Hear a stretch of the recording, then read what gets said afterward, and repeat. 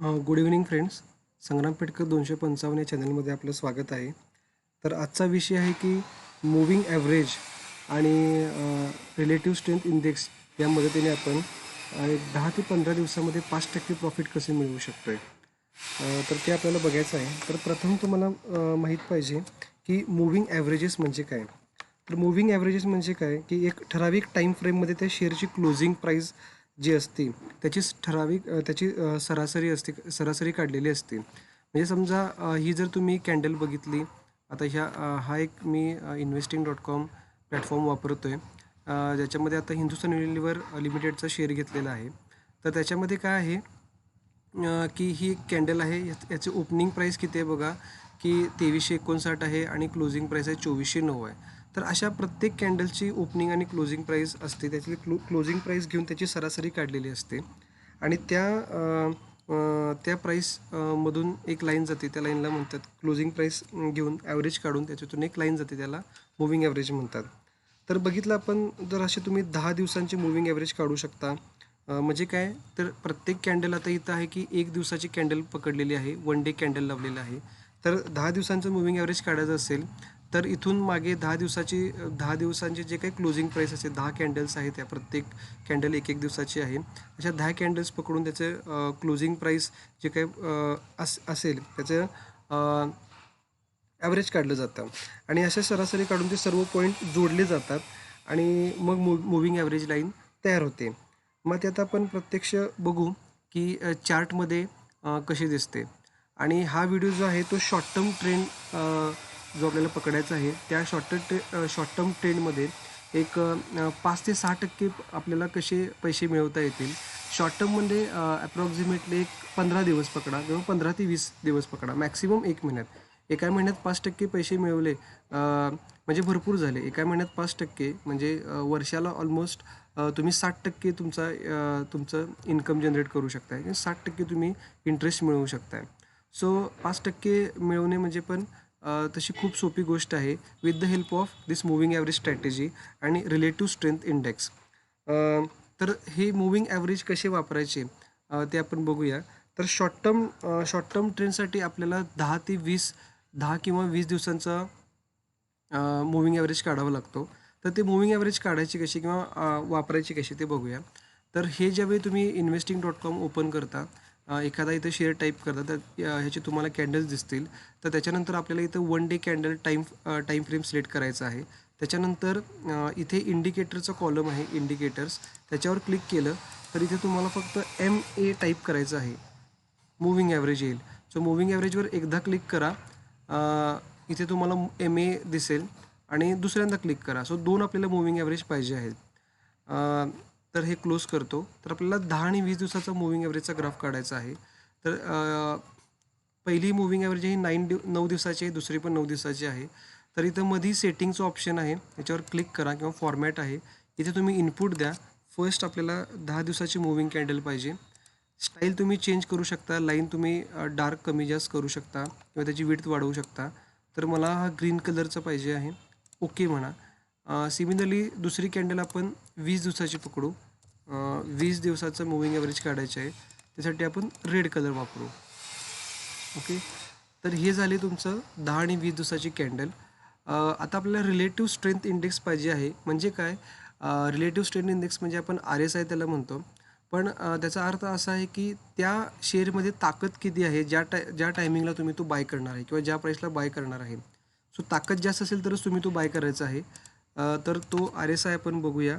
RSI, relative strength index, त्याची ही खाली पट्टी तयार होईल. ओके. सो ह्याच्यामध्ये पण आपण सेटिंग लावू शकता. जनरली मी 60-40चं हे लावतो. फॉर्मॅटवर जर इथे क्लिक केला तर इथे तुम्हाला येईल अप्पर लिमिट आहे. अप्पर लिमिट मला इथं 60 करायचं आहे, 60, आणि लोअर लिमिट मी 40 करेन. म्हणजे 60च्या ज्यावेळी वर 60 हा शेअरची प्राईस ज्यावेळी क्रॉस करेल, रिलेटिव्ह स्ट्रेंथ इंडेक्स क्रॉस करेल, त्यावेळी तुम्ही तो बाय करायचा आहे. म्हणजे तो बुलिश सिग्नल असेल किंवा तो एक चांगला ट्रेंड असेल बाईंगसाठी. आणि ज्यावेळी तो 40च्या खाली येईल किंवा 60पासून जो खाली पडायला येईल त्यावेळी तुम्ही तो शॉर्ट करू शकताय. सो जनरली हे असं मानलं जातं. सो आपण 60-40चं लावूया. तर आपल्या इथे खाली स्ट्रेंथ इंडेक्स करेल की ज्या त्या प्राईसला किंवा त्या दिवशी की शेअरची स्ट्रेंथ किती आहे. ओके. तर आता हा 10 आणि 20 दिवसाचा आपल्याकडे मूव्हिंग ॲव्हरेजचा ग्राफ आहे, जो शॉर्ट टर्मसाठी आपण जनरली वापरायचा आहे. तर आपल्याला वन डे कॅन्डलमध्ये काय बघायचं आहे, की 10 दिवसाच्या मूव्हिंग ॲव्हरेजनं 20 दिवसाच्या मूव्हिंग ॲव्हरेजला खालून क्रॉस करायला पाहिजे. ज्यावेळी तो असा खालून क्रॉस करतो, तिथं आपल्याला तो बाय करायचा आहे. ओके. काय करायचं आहे, की 20 दिवसाची मूव्हिंग ॲव्हरेजची लाईन आहे. ॲट द सेम टाईम त्याला काय आहे, की 10 दिवसाची पण मूव्हिंग ॲव्हरेज आहे. 10 दिवसाच्या मूव्हिंग ॲव्हरेजच्या लाईनने 20 दिवसाच्या मूव्हिंग ॲव्हरेजला खालून असं क्रॉस करायला पाहिजे. सो ज्यावेळी तो क्रॉस करेल तिथं रिलेटिव्ह स्ट्रेंथ इंडेक्स पण तुम्ही ते चेक करू शकताय कन्फर्मेशनसाठी. तो अबोव्ह 40 आहे आणि तो सिग्नल थोडा वर जाणार आहे. सो तुम्ही इथं जेव्हा हा क्रॉस करेल 10 दिवसाच्या मूव्हिंग ॲव्हरेज लाईन 20 दिवसाच्या मूव्हिंग ॲव्हरेजला, आणि त्यावेळी जर एखादी ग्रीन कॅन्डल असेल, ग्रीन कॅन्डल तयार झालेली असेल, त्याचं क्लोजिंग पण त्या 10 दिवसाच्या मूव्हिंग ॲव्हरेजच्या वर व्हायला पाहिजे. म्हणजे बघा इथं क्रॉस दिलेला आहे, पण त्याच्यावर कॅन्डल कसली आहे, बेरिश कॅन्डल आहे. पण नेक्स्ट कॅन्डल कशी आहे, की जी एक स्लाइटली बुलिश आहे, पण त्याचं क्लोजिंग ह्या लाईनच्या वर झालेलं आहे. ओके. 10 दिवसाच्या मूव्हिंग ॲव्हरेजनं 20 दिवसाच्या मूव्हिंग ॲव्हरेजला क्रॉस पण केलेला आहे आणि दुसऱ्या दिवशीची कॅन्डल काय झालेली आहे, की बुलिश झालेली आहे. तर ह्याच्या क्लोजिंग प्राईसला जर तुम्ही बाय केला, ओके, त्याची क्लोजिंग प्राईस किती आहे बघा आत्ता, की 2210 रुपये आहे. तर ह्या दिवशी ह्या प्राईसला जर तुम्ही बाय केला, तर तिथून आपल्याला किती दिवस होल्ड करायचा आहे, एक 15 दिवसाकरता हा शेअर होल्ड करायचा आहे, फक्त 5% प्रॉफिट मिळवण्याकरता. ओके. 15 ते 20 दिवसाकरता तुम्ही 5% प्रॉफिट मिळवू शकताय. 2210ला जर 5% जरी म्हटला, तर ऑलमोस्ट हा शेअर बघा 1 2 3 4 5 6 7 8 9 10 11 दिवसामध्ये तो 2400 रुपयाला गेलेला आहे. म्हणजे डायरेक्ट तो 2208 वरून 2400ला गेलेला आहे. म्हणजे ऑलमोस्ट एक 150 ते 200 रुपये तुमचा शेअर हा वाढलेला आहे. सो तुम्ही इमॅजिन करू शकता हा 5% वाढलेला आहे. ओके. सर तो असे तुम्ही हे शेअर बाय करू शकता किंवा शॉर्ट करू शकता.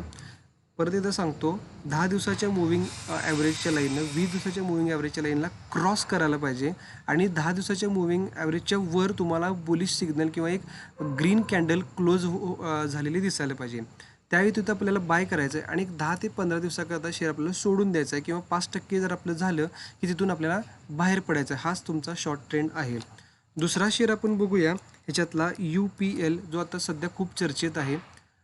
UPL limited. तर हा पण बघा, जर इथे हा क्रॉस झालेला आहे किती तारखेला, ऑलमोस्ट 24 फेब्रुवारीला. इथे हा 10 दिवसाची मूव्हिंग ॲव्हरेज लाईन 20 दिवसाच्या मूव्हिंग ॲव्हरेजला क्रॉस केलेला आहे आणि ही लाईन इथे ह्याच्या क्लोजिंग जर प्राईस बघितली तर ऑलमोस्ट 590 रुपये 591 रुपये आहे. जरी ह्या प्राईसला बाय केला आणि तिथून 5% जरी काढलं तर 591 किंवा 590ला जर 5% जरी केलं तर 5 5 25 ऑलमोस्ट 28 ते 30 रुपये तुमचा शेअर वाढायला पाहिजे. म्हणजे किती व्हायला पाहिजे, की 620पर्यंत शेअर जायला पाहिजे 15 दिवसाच्या आत. तर 1 2 3 4 5 6 7 8 हे जर तुम्ही कॅल्क्युलेट केला तर ऑलमोस्ट आज त्याने 641 पर्यंत मजल मारलेली आहे. तर असे तुम्ही एक 15 दिवसामध्ये 5% प्रॉफिट कमवू शकता. ॲट द सेम टाईम तुम्ही खाली इथं RSI पण चेक करू शकता. RSIने तुम्हाला सिग्नल कसा दिलेला आहे, स्ट्रॉंग आहे का वीक आहे. 60च्या वर आहे म्हणजे तो स्ट्रॉंगच आहे आणि 40कडे जर जात असेल तर तो वीक असणार आहे. तर आपलं टार्गेट काय, की फक्त 5%मध्ये आपल्याला बाहेर पडायचं आहे. दुसरा आपण एखादा शेअर बघूया, टाटा पॉवर. ठीक आहे, टाटा पॉवर हा घेतलेला आहे आपण. तर इथे बघा, इथे हा इकडे तुम्हाला क्रॉस दिलेला आहे 10 दिवसाच्या मूव्हिंग ॲव्हरेजनं 20 दिवसाच्या मूव्हिंग ॲव्हरेजला खालून क्रॉस केलेला आहे. पण ज्या कॅन्डल झालेल्या आहेत त्या थोड्या रेड कलरच्या आहेत. त्याने कुठे ग्रीन सिग्नल दिला आहे, तर ह्या दिवशी ग्रीन सिग्नल दिलेला आहे. आपल्याला लगेच बाय करायचं नाही. 10 दिवसाच्या मूव्हिंग ॲव्हरेजच्या लाईनवर एक बुलिश कॅन्डल पाहिजे, ज्याचं क्लोजिंग त्याच्या वर पाहिजे. सो ही ओपनिंग प्राईस असेल आणि ही क्लोजिंग प्राईस असेल. सो ही जर क्लोजिंग प्राईस पकडली तर 90 रुपये आहे आणि त्याचवेळी जर तुमचा RSI बघितला तर अबो 60 आहे, तर तुम्ही इथं बाय करू शकताय. तर 90ला 5% म्हटलं तर ऑलमोस्ट 95ला तुम्ही सेल करायला पाहिजे. ओके. सो 95 हा ऑलमोस्ट एक 2 ते 3 दिवसामध्येच तो 95ला गेलेला आहे. सो विदिन 15 डेज ऑल्सो तुम्ही हे 5% असं प्रॉफिट बुक करू शकताय आणि तुमच्या स्टॉकमधून बाहेर पडू शकताय. तर असेच अजून एक शेअर बघूया, स्टील सेक्टरचा बघूया, हिंडॅल्को. हिंडॅल्को इंडस्ट्रीज तो बघितला तर इथे तुम्हाला क्रॉस दिलेला आहे. At the same time RSI पण अबोव 60 आहे. पण आपल्याला काय पाहिजे की ग्रीन कॅन्डल पाहिजे. तर हा क्रॉस दिल्याने ग्रीन कॅन्डल इथे बनलेली आहे. तर ह्याचं हे 294 आहे. म्हणजे जरी तुम्ही 295 पकडला तर ह्याला 5% म्हणजे ऑलमोस्ट एक ₹12 तुम्ही पकडा. ₹12 तो ऑलमोस्ट एक 7 ते 8 दिवसामध्येच गेलेला आहे. 333 आणि हायेस्ट त्याने 360पर्यंत मजल मारलेली आहे. तर असा तुम्ही RSI आणि 10 आणि 20 दिवसाचं मूव्हिंग ॲव्हरेज वापरून तुम्ही असे शेअर्स निफ्टी 50तले तुम्ही बाय करू शकता आणि 5% प्रॉफिटमध्ये 15 दिवसामध्ये तुम्ही बाहेर पडू शकता. अट एकच आहे की 10 दिवसाच्या मूव्हिंग ॲव्हरेजनं 20 दिवसाच्या मूव्हिंग ॲव्हरेजला खालून क्रॉस ओव्हर करायला पाहिजे, तर तुम्ही बाय करायचं आहे. आणि जर उलटं केलं असेल म्हणजे काय की 10 दिवसाच्या मूव्हिंग ॲव्हरेजने वरून जर असं क्रॉस ओव्हर दिला असेल तर तुम्हाला इथं शॉर्ट करायचं आहे. फॉर एक्झाम्पल इथं शॉर्ट केले, इथं क्रॉस ओव्हर झालेला आहे, पण इथं कसं आहे वरून क्रॉस ओव्हर झालेला आहे. त्यामुळे हा शेअर बेरीज झालेला आहे. ॲट द सेम टाईम तुम्ही खाली RSI पण चेक करू शकताय, तो बेरीज झालेला आहे. तर इथे जरी तुम्ही क्लोजिंगला जर दिला 240, 240ला जर 5% म्हणले तर ₹11 हा खाली पडला आहे का बघा.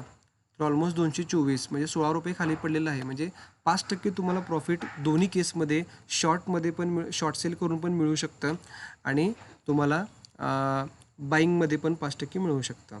तर अशा प्रकारचे व्हिडिओ बघण्यासाठी तुम्ही चॅनल सबस्क्राईब करा, लाईक करा, व्हिडिओ शेअर करा, तुमच्या मित्रांना शेअर करा, आपल्या मराठी माणसांना शेअर करा, जेणेकरून हे नॉलेज सगळीकडे पसरेल.